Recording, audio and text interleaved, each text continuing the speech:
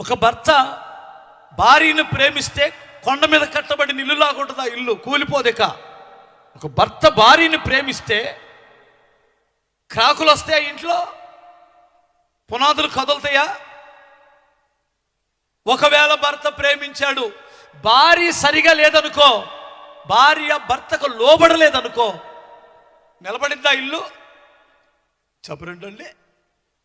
విధేయత చూపించలేదనుకో భార్య, ఆ ఇల్లు నిలబడిద్దా కూలిపోయిద్దా? మీరే చెప్పాలి పెద్దలో.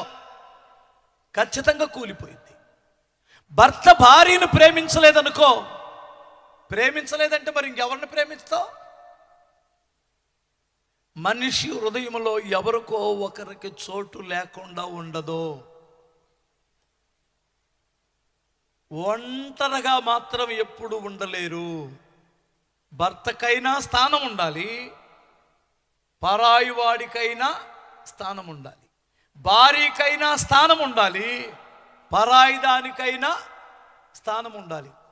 నేను ఖచ్చితంగా చెబుతున్నాను ఇది. హృదయంలో భార్యకి చోటు ఉన్నప్పుడు ప్రేమిస్తాడు. హృదయంలో భర్తకు చోటు ఉంటే ఖచ్చితంగా విధేయత చూపిస్తుంది.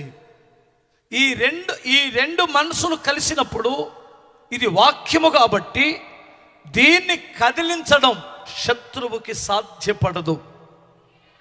తుఫానులకి కష్టాలు రావచ్చు, బాధలు రావచ్చు, ఇరుకులు రావచ్చు, ఇబ్బందులు రావచ్చు. వీళ్ళ ప్రేమ డబ్బుతో ముడిపడి లేదు, వీళ్ళ ప్రేమ కట్నాల మీద ఆధారపడి లేదు, వీళ్ళ ప్రేమ లోకంతో ఆధారపడి లేదు, వాక్యముతో మిళితమై ఉంది.